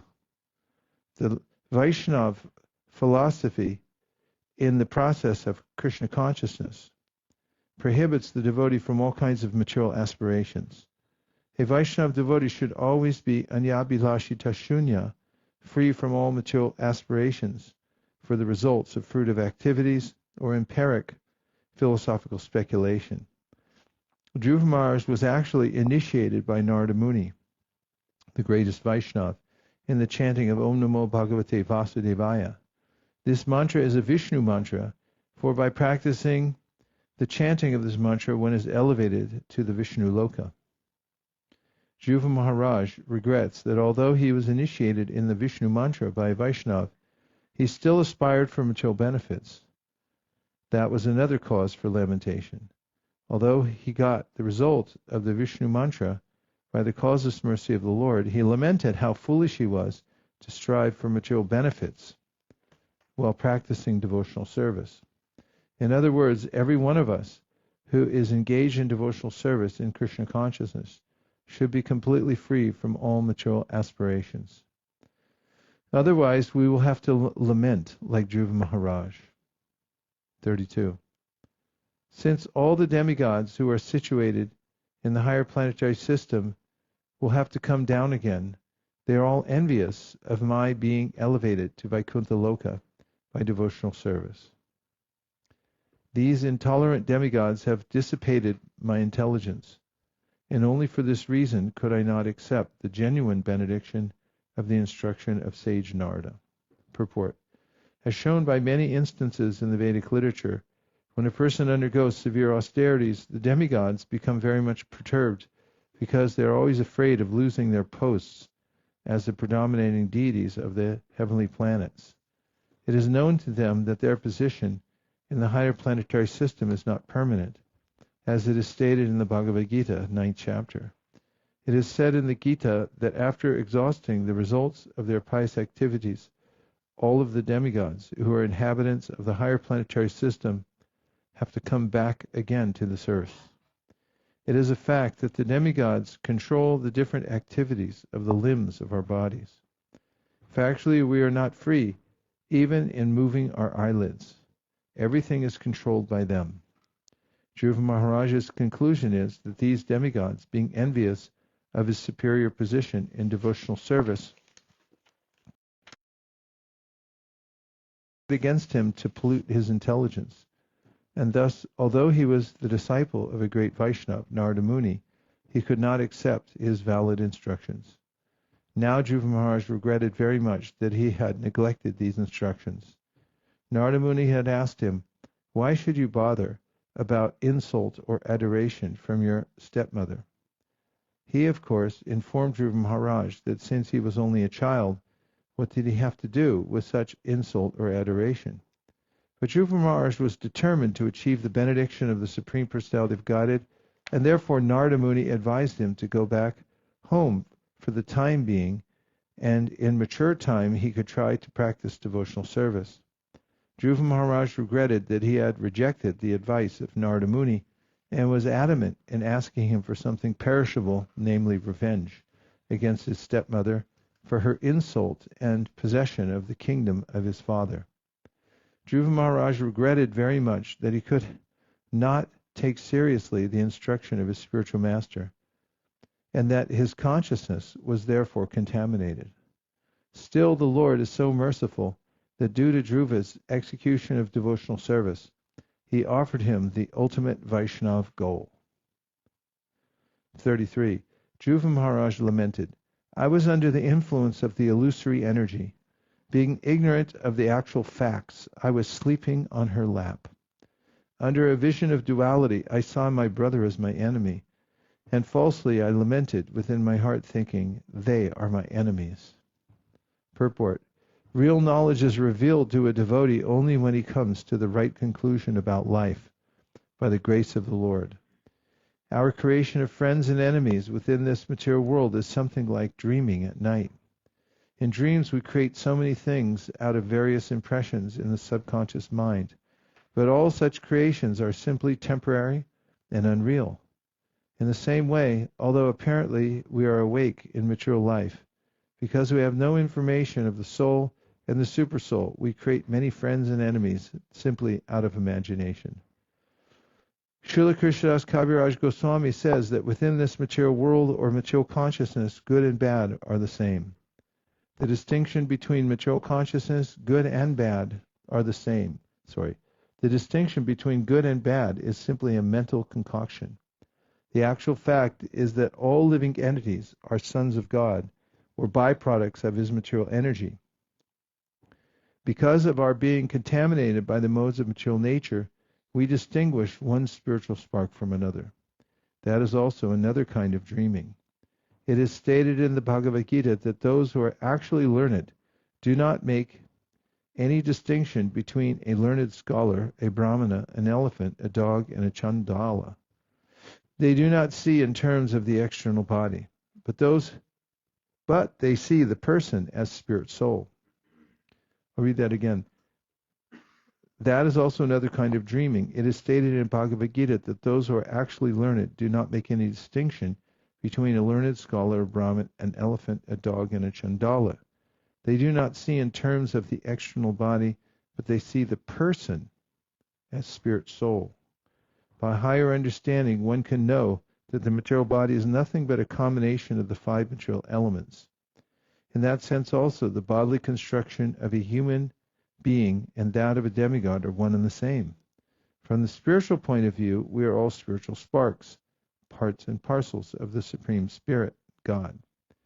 Either materially or spiritually, we are basically one, but we make friends and enemies as dictated by the illusory energy. Dhruva Mahārāja therefore said, Daivim mayam upashritya. The cause of his bewilderment was his association with the illusory material energy. 34. It is very difficult to satisfy the Supreme Personality of Godhead, but in my case, although I have satisfied the Supersoul of the whole universe, I have prayed only for useless things. My activities were exactly like treatment given to a person who is already dead. Just see how unfortunate I am, for in spite of meeting the Supreme Lord, who can cut one's link with birth and death, I have prayed for the same conditions again. Purport. Sometimes it so happens that a devotee engaged in the loving service of the Lord desires some material benefit in exchange for this service. This is not the proper way to discharge devotional service. Out of ignorance, of course, sometimes a devotee does so, but Dhruva Mahārāja regrets his personal behavior in this connection. 35. Because of my state of complete foolishness and paucity of pious activities, although the Lord offered me his personal service, still I wanted material name, fame, and prosperity. My case is just like that of the poor man who, when he satisfied a great emperor who wanted to give him anything, he might ask, out of ignorance asked only for a few broken grains of husked rice. In this verse, the word swarajam, which means complete independence, is very significant. A conditioned soul does not know what complete independence is. Complete independence means situation in one's own constitutional position. The real independence of a living entity who is part and parcel of the Supreme Personality of Godhead is to remain always dependent on the Supreme Lord, just like a child who plays in complete independence, guided by his parents, who watch over him. The independence of the conditioned soul does not mean to fight with the obstacles offered by Maya, but to surrender to Krishna. In the material world, everyone is trying to become completely independent simply by fighting against the obstacles offered by Maya. This is called the struggle for existence. Real independence is to be reinstated in the service of the Lord. Anyone who goes to the Vaikuntha planets or Goloka Vrindavan planet is freely offering his service to the Lord. That is complete independence. Just contrary to this is material overlordship, which we wrongly take to be independence. Many great political leaders have tried to establish independence, but due to such so-called independence, the people's dependence has only increased. The living entity cannot be happy trying to be independent in the material world. One has to surrender, therefore, unto the lotus feet of the Lord and engage in his original eternal service. Dhruva Mahārāja regrets that he wanted material opulence and greater prosperity than that of his great-grandfather, Lord Brahma. His begging from the Lord was like a poor man's asking a great emperor for a few grains of broken rice. The conclusion is that anyone who is engaged in the loving service of the Lord should never ask for material prosperity from the Lord. The awarding of material prosperity simply depends on the stringent rules and regulations of the external energy. Pure devotees ask the Lord only for the privilege of serving him. This is our real independence. If we want anything else, it is a sign of our misfortune. Where does the word stringent come from?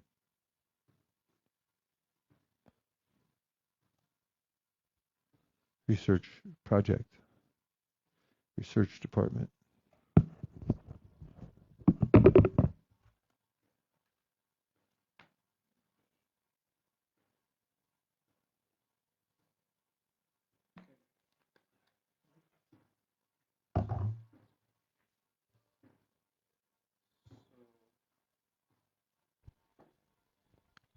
It says probably from Middle French, from Latin, astringens, present particle of stringere, to bind fast from, or to bind tight. To bind fast. Astringere. Yeah.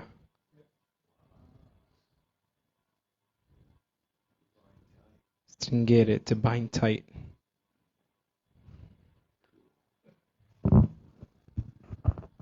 What a cool word, huh? Stringent. Stringent. It's almost onomatopoeic. 36.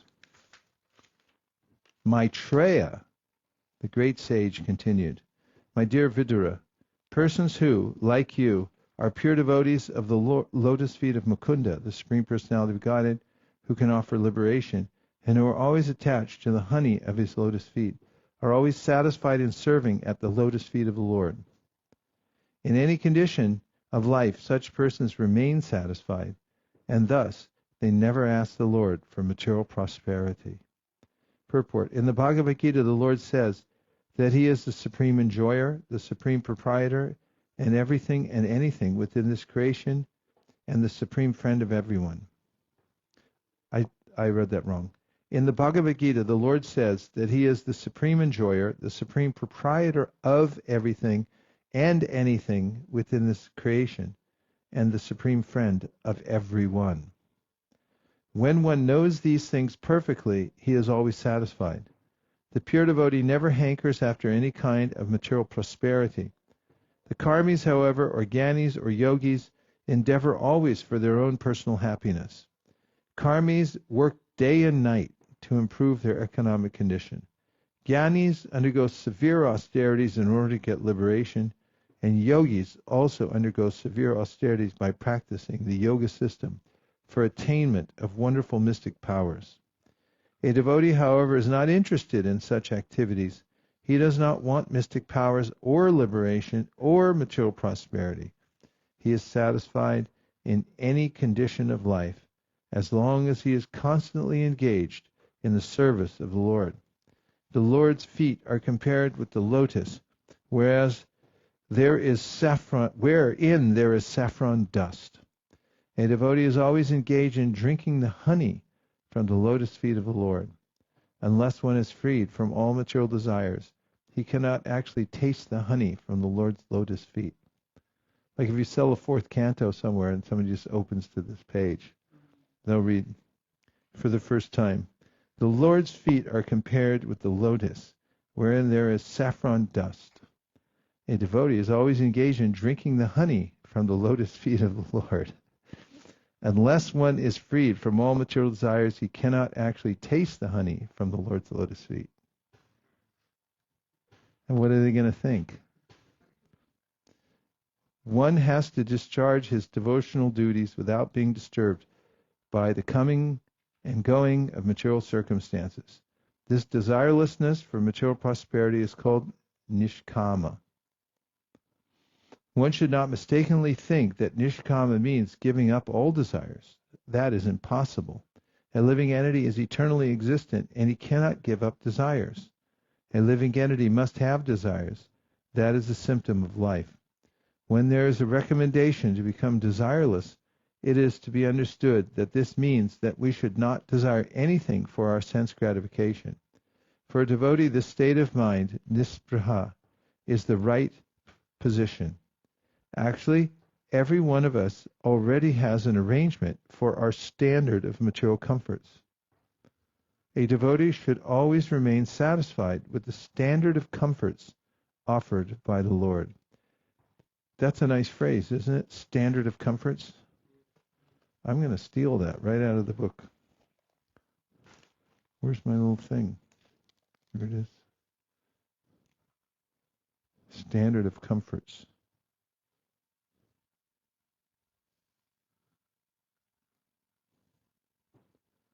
Actually, every one of us already has an arrangement for our standard of comforts. A devotee should always remain satisfied with the standard of comforts offered by the Lord, as stated in the Śrīla Prabhupāda, Tena Tyaktena Bunjita. This saves time for executing Krishna consciousness. Are you thinking of two other verses at least? Tasyaiva heto, right? Tasyaiva heto prayateta kovino nalabhyate yad brahmatam upariyada.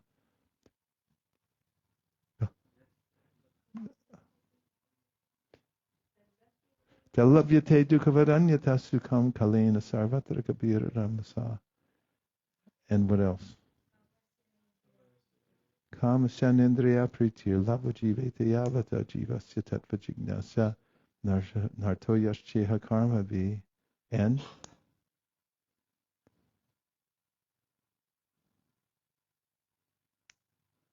in the Gita, Krishna says, Yadrishya labasantushto. Yadrishya means things that come naturally of their own accord. Labha means gain, and santushto means should be satisfied with. 37. When King Uttanapada heard that his son Dhruva was coming back home as if coming back to life after death, he could not put his faith in this message, for he was doubtful how it could happen. He considered himself the most wretched, and therefore he thought that it was not possible for him to attain such good fortune. Purport: Dhruva Mahārāja, a 5-year-old boy, went to the forest for penance and austerity, and the king could not at all believe that a small boy of such a tender age could live in the forest. He was certain that he was dead. He therefore could not fix his faith in the message that Dhruva Mahārāja was coming back home again. For him this message said that a dead man was coming back home, and so he could not believe it. After Dhruva Mahārāja's departure from home, King Uttanapāda thought that he was the cause of his leaving, and thus he considered himself the most wretched. Therefore, even though it was possible that his lost son was coming back from the kingdom of death, he thought that since he was most sinful, it was not possible for him to be so fortunate as to get back his lost son. Although he could not believe the words of the messenger, he had full faith in the word of the great sage Narada. Thus he was greatly overwhelmed by the news, and immediately he offered the messenger a highly valuable garland in great satisfaction. Then King Uttanapāda, being very eager to see the face of his lost son, mounted a chariot drawn by excellent horses and bedecked with golden filigree. It's funny you get a very valuable garland. Oh, necklace. Okay. Then King Uttanapāda, Then King Uttanapāda, being very eager to see the face of his lost son, mounted a chariot drawn by excellent horses and bedecked with golden filigree. Taking with him many learned brahmanas, all the elderly personalities of his family, his officers, his ministers, and his immediate friends, he immediately left the city. As he proceeded in this parade, there were auspicious sounds of conch shells, kettle drums, flutes, and the chanting of Vedic mantras to indicate all good fortune. Both the queens of King Uttanapāda, namely Suniti and Suruchi, along with their other son, Uttama, appeared in the procession. The queens were seated on a palanquin. Purport: after the departure of Dhruva Mahārāja from the palace, the king was very afflicted, but by the kind words of Saint Narada he was partially satisfied. He could understand the great fortune of his wife Suniti and the great misfortune of Queen Suruchi, for these facts were certainly very open in the palace. But still, when the news reached the palace that Dhruva Mahārāja was returning, his mother Suniti, out of her great compassion, and due to being the mother of a great Vaishnava, did not hesitate to take the other wife, Suruchi, and her son Uttama on the same palanquin.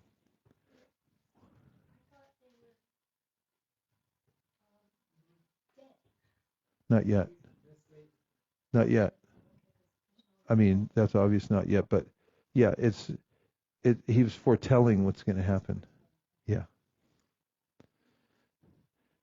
That is a great, Suniti out of great, okay. But still, when the news reached the palace that Dhruva Mahārāja was returning, his mother Suniti, out of her great compassion, and due to being the mother of a great Vaishnava, did not hesitate to take the other wife, Suruchi, and her son, Uttama, on the same palanquin. That is the greatness of Queen Suniti, the mother of the great Vaishnava, Dhruva Mahārāja. Pretty high-minded, huh?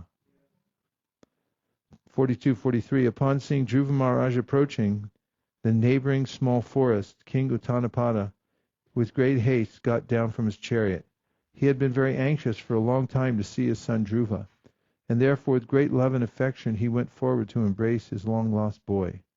Breathing very heavily, he embraced him with both arms.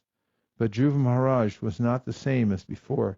He was completely sanctified by spiritual advancement, due to his being touched by the lotus feet of the Supreme Personality of Godhead. That'll do it. Reunion with Dhruva Mahārāja fulfilled King Uttanapāda's long-cherished desire, and for this reason he smelled Dhruva's head again and again and bathed him with torrents of very cold tears. Purport: by nature's way, when a man cries, there may be two causes. When one cries in great happiness upon the fulfillment of some desire, the tears coming forth from the eyes are very cold and pleasing, whereas tears in times of distress are very hot. I gotta cry more. Test it out. Then Dhruva Mahārāja, the foremost of all nobles, first of all offered his obeisances at the feet of his father and was honored by his father with various questions. He then bowed his head at the feet of his two mothers. Purport. It may be questioned why Dhruva Mahārāja offered his respect not only to his mother but also to his stepmother, due to whose insults he had to leave home. The answer is that after achieving perfection by self-realization and seeing the Supreme Personality of Godhead face to face, Dhruva Mahārāja was completely freed from all contamination of material desire. Feelings of insult or honor in this material world are never perceived by a devotee. Lord Chaitanya therefore says that one has to be humbler than the grass, and he recommends more tolerant than the tree to execute devotional service. Cadence was wrong, sorry. Lord Chaitanya therefore says that one has to be humbler than the grass, and he recommends more tolerant than the tree to execute devotional service. Dhruva Mahārāja therefore has in this verse been described as Sajjana Grani, the foremost of noble men. The pure devotee is the noblest of all, and he has no feelings of animosity towards anyone. Duality, due to animosity, is a creation of this material world. There is no such thing in the spiritual world, which is the absolute reality.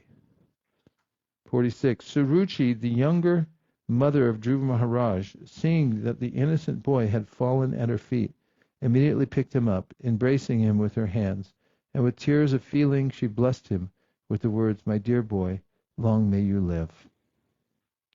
Anyone who has transcendental qualities due to friendly behavior with the Supreme Personality of Godhead receives honor from all living entities, just as water automatically flows down by nature. That's a famous verse. Purport. The question may be raised in this connection. What? The question may be raised in this connection why Suruchi, who was not at all favorably disposed towards Dhruva Mahārāja, blessed him, "Long may you live," which means that she also desired good fortune for him. Their answer is given in this verse. Since Dhruva Mahārāja was blessed by the Lord due to his transcendental qualities, everyone was bound to offer him all respects and benediction, just as water by its nature flows downward. A devotee of the Lord does not demand respect from anyone, but wherever he goes, he is honored by everyone throughout the whole world with all respect. Srinivasa Acharya said that the 6 Goswamis of Vrindavan are respected throughout the entire universe because a devotee, having pleased the Supreme Personality of Godhead, the source of all emanations, automatically pleases everyone, and thus everyone offers him respect. So in the early days, they used to let Prabhupada, some airports, go through security without being checked. Can't do that anymore. But they appreciated that he was a saintly person.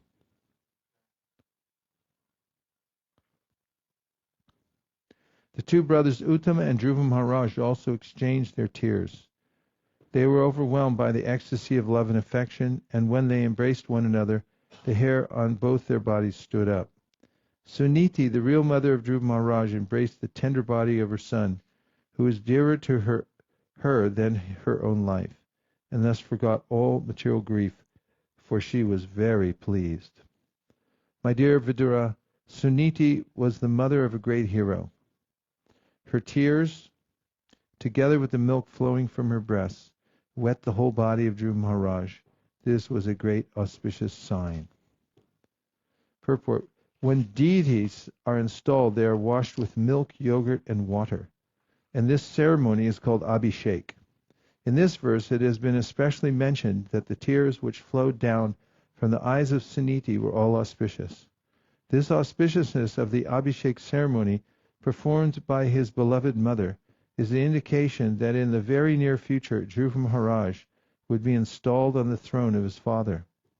The history of Dhruva Mahārāja's leaving home was that his father refused to give him a place on his lap. And Dhruva Mahārāja determined that unless he got the throne of his father, he would not come back. Now his Abhishek ceremony performed by his beloved. Now this Abhishek ceremony performed by his beloved mother was an indication that he would occupy the throne of Maharaj Uttanapada.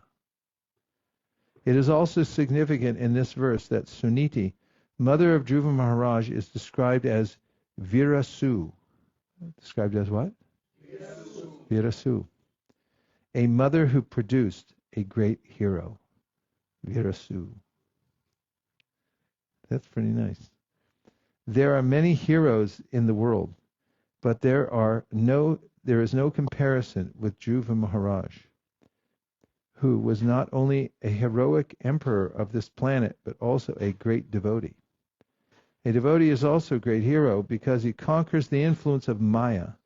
When Lord Chaitanya inquired from Ramanuja Roy about the most famous man in the world, the latter replied that anyone who is known as a great devotee of the Lord is to be respected as the most famous. Virasu.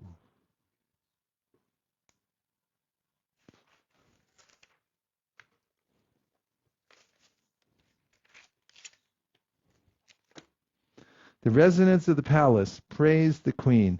Dear queen, your beloved son was lost a long time ago, and it is your great fortune that he now has come back. It appears, therefore, that your son will be able to protect you for a very long time, and will put an end to all your material pangs. Dear queen, you must have worshipped the Supreme Personality of Godhead, who delivers his devotees from the greatest danger. Persons who constantly meditate upon him surpass the course of birth and death. This perfection is very difficult to achieve. Purport: Dhruva Mahārāja was the lost child of Queen Suniti, but during his absence she always meditated upon the Supreme Personality of Godhead, who was able to rescue his devotee from all dangers. While Dhruva Mahārāja was absent from his home, not only did he undergo severe austerities in the forest of Madhuvan, but at home also his mother prayed to the Supreme Lord for his safety and good fortune. In other words, the Lord was worshipped by both the mother and the son, and both were able to achieve the supreme benediction from the Supreme Lord. The word Sudurjayam, an adjective which indicates that no one can conquer death, is very significant. When Dhruva Mahārāja was away from his home, his father thought that he was dead. Ordinarily, a king's son, only 5 years old and away from home in the forest, would certainly be supposed dead. But by the mercy of the Supreme Personality of Godhead, not only was he saved, but he was blessed with the highest perfection. What a hero's journey, right? The sage Maitreya continued, My dear Vidura, when everyone was thus praising Dhruva Mahārāja, the king was very happy, and he had Dhruva and his brother seated on the back of a she-elephant. Thus he returned to his capital, where he was praised by all classes of men. The whole city was decorated with columns of banana trees containing bunches of fruits and flowers, and betel nut trees with leaves and branches were seen here and there. There were also many gates set up which were structured to give the appearance of sharks. Auspicious ceremonies with decorations of the green leaves of palms, coconut trees, betel nut trees, and banana trees, and with fruits, flowers, and leaves, are an age-old custom in India. To receive his great son Dhruva Mahārāja, King Uttanapada arranged a good reception, and all the citizens very enthusiastically took part with great jubilation. At each and every gate there were burning lamps and big water pots decorated with differently colored cloth, strings of pearls, flower garlands, and hanging mango leaves. In the capital city there were many palaces, city gates, and surrounding walls, which were already very, very beautiful, and on this occasion all of them were decorated with golden ornaments. The domes of the city palaces glittered, as did the domes of the beautiful airplanes which hovered over the city. Purport: regarding the mention of airplanes here, it is suggested by Srimad Vijayadwaj Tirtha that on this occasion the demigods from higher planetary systems also came in their airplanes to bestow their blessings on Dhruva Mahārāja on his arrival at the capital of his father. It also appears that all the domes of the city palaces, as well as the pinnacles of the airplanes, were decorated with ornamental work in gold, and being reflected by the sunshine, they were all glittering. We can observe a specific distinction between Dhruva Mahārāja's time and modern times, for the airplanes in those days were made of gold, whereas at the present moment, airplanes are made of base aluminum. This just gives a hint of the opulence of Dhruva Mahārāja's days and the poverty of modern times. All the quadrangles, lanes, and streets in the city and the raised sitting places at the crossings were thoroughly cleansed and sprinkled with sandalwood water, and all over the city auspicious grains such as rice and barley and flowers, fruits, and many other auspicious presentations were scattered. Thus, as Dhruva Mahārāja passed on the road, from every place in the neighborhood all the gentle household ladies assembled to see him, and out of maternal affection they offered their blessings, showered him with white mustard seed, barley, curd, water, newly grown grass, fruits, and flowers. In this way, Dhruva Mahārāja, while hearing the pleasing songs sung by the ladies, entered the palace of his father. Dhruva Mahārāja thereafter lived in his father's palace, which had walls bedecked with highly valuable jewels. His affectionate father took particular care of him, and he dwelled in that house just as the demigods live in their palaces in the higher planetary systems. The bedding in the palace was as white as the foam of milk and was very soft. The bedsteads were made of ivory with embellishments of gold, and the chairs, benches, and other sitting places and furniture were made of gold. The palace of the king was surrounded by walls made of marble with many engravings, made of valuable jewels like sapphires. What kind of jewels? What color is a sapphire? We have a difference of opinion. Well, how come you know so much about this? The palace of the king was surrounded by walls made with marble, with many engravings made of valuable jewels like sapphires, which depicted beautiful women with shining jewel lamps in their hands. Purport: the description of King Uttanapada's palace depicts the state of affairs many hundreds of thousands of years ago, long before Srimad Bhāgavatam was compiled. Since it is described that Maharaj Dhruva ruled for 36,000 years, he must have lived in the Satya Yuga, when people lived for 100,000 years. The life duration of the 4 yugas are also mentioned in the Vedic literature. In the Satya Yuga, people used to live for 100,000 years. In the Treta Yuga, people lived for 10,000 years. In the Dwapara Yuga, they lived for 1,000 years. And in this age, Kali Yuga, people may live up to 100 years. With the progressive advance of each new yuga, the duration of human life is reduced by 90%, from 100,000 to 10,000, from 10,000 to 1,000, from 1,000 to 100. It is said that Dhruva Mahārāja is the great-grandson of Lord Brahma. This indicates that Dhruva Mahārāja's time was in the Satya Yuga, in the beginning of creation. During one day of Lord Brahma, as stated in the Bhagavad Gita, there are many Satya Yugas. According to the Vedic calculation, at the present moment, the 28th millennium is current. It can be calculated that Dhruva Mahārāja lived many millions of years ago, but the description of the palace of Dhruva Mahārāja's father is so glorious that we cannot accept that advanced human civilization did not exist even 40,000 or 50,000 years ago. There were walls like those in the palace of Maharaj Uttanapada even very recently during the Mughal period. Anyone who has seen the Red Fort in Delhi must have marked that the walls were made of marble and were once decorated with jewels. During the British period, all these jewels were taken away and dispatched to the British Museum. The conception of worldly opulence was formerly based mainly on natural resources such as jewels, marble, silk, ivory, gold, and silver. The advancement of economic development was not based on big motor cars. Advancement of human civilization does not depend on industrial enterprises, but on possession of natural wealth and natural food, which is all supplied by the Supreme Personality of Godhead, so that we may save time for self-realization and success. And that's interesting, isn't it? As we talk about, I mean, the Lord makes it so easy to grow a papaya. You just throw a seed in the ground. Because I'm looking at what the cook planted out here when nobody was looking. Put all this eggplant, and you just put it out there and put a little water down, and next thing you know, you're swimming in eggplants. And here it says he makes it simple to save time, which is all supplied by the Supreme Personality of Godhead, so that we may save time for self-realization and success in the human form of body.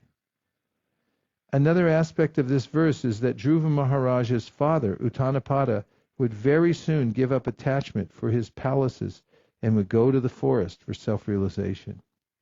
From the description of Srimad Bhagavatam, therefore, we can make a very thorough comparative study of modern civilization and the civilization of mankind in the other millenniums, Satya Yuga, Treta Yuga, and Dwapara Yuga. And thus ends today's reading, this morning's reading of the Srimad Bhagavatam. But make no mistake about it, we're coming back this afternoon at 4 o'clock to keep the transcendental vibration going.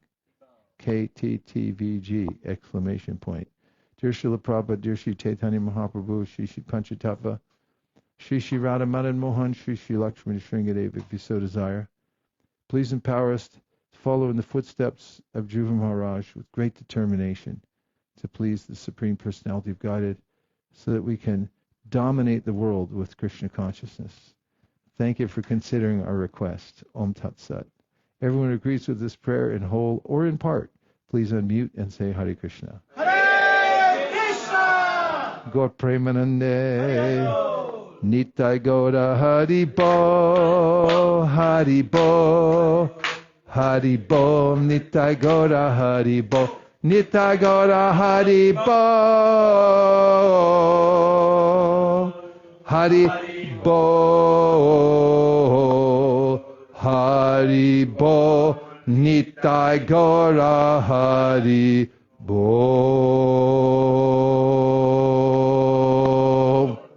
Vanchakoptarishta Kripasanabhevacha Patitanam Pavanibhyo Vaishnavebhyo Namo Namaha.